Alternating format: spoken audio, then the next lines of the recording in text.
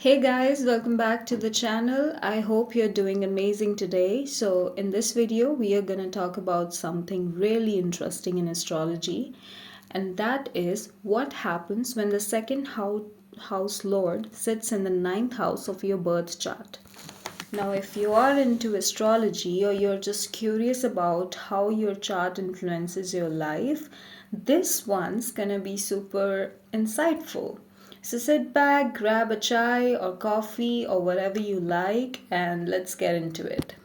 Okay, so before we jump into the meaning, let's just quickly recap what these houses actually mean. So, the second house in astrology is all about your wealth, your family, your speech, your values, and even the food you eat.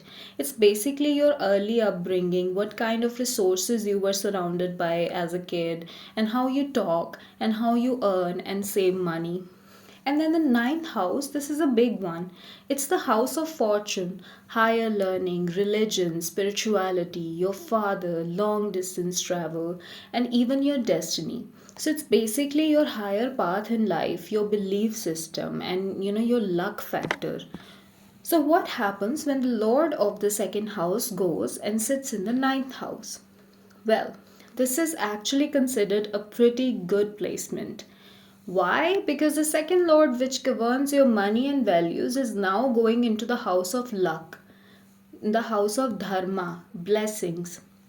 So, this can show that your family background or your upbringing is deeply rooted in traditional values or spiritual teachings. Like maybe your parents or grandparents were quite religious or philosophical.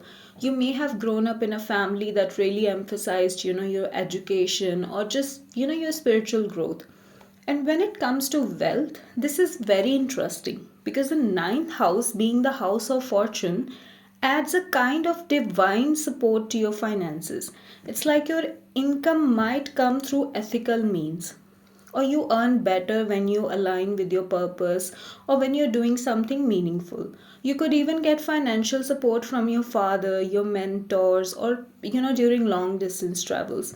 For example, people with this placement might make money through teaching, through publishing, spiritual work, philosophy, law, or even working in abroad. Now let's talk about speech. Since the second house also rules how we speak, and that Lord is going to the ninth house, you might naturally talk about spiritual topics, philosophical topics, or maybe you're the kind of person who always end up, giving advice to people even when you didn't plan to. Like you just randomly drop wisdom in, your conversations, and people are like, wait, that actually makes sense. Also, your values in life tend to be quite traditional or ethical, and you believe in fairness, just doing the right thing. And you might be someone who respects gurus, teachers, or elder figures a lot. Now, of course, no placement is 100% perfect. And if the ninth house is afflicted or the second lord is not well placed by dignity, there can be some challenges too. Like maybe you feel disconnected from your father, or you question your beliefs a lot before you find your own truth. Sometimes wealth might come later in life or through a lot of learning experiences.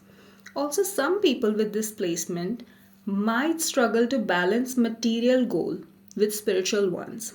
Like they want to earn, but at the same time they feel guilty if it's not aligned with their, higher purpose. So, just to give you an example, let's say someone has Taurus rising. That means the second lord is Gemini and Mercury is the second lord. If Mercury goes into the ninth house, which would be Capricorn, then this person could be very disciplined in their communication. They might do really well in teaching or writing and might have a very practical approach to spirituality. So, see how that works, so, yeah, second lord in the ninth house is basically very positive placement overall. It blesses you with a lucky connection between your family roots and your higher destinies. It shows that your speech, your values, and even your money are guided by a very bigger purpose. And the more you stay in alignment with what feels meaningful, the more abundance you attract. Not just material, but spiritual too. Okay? So, all right, fam, that's it for today's video. I hope that helped break, things down in a super simple way. And if you got this placement, drop a comment and tell me what your experience has been like. And hey, don't forget to like the video, share it with someone who's into astrology, and subscribe if you haven't already. I will catch you in the next one. Take care, stay aligned, and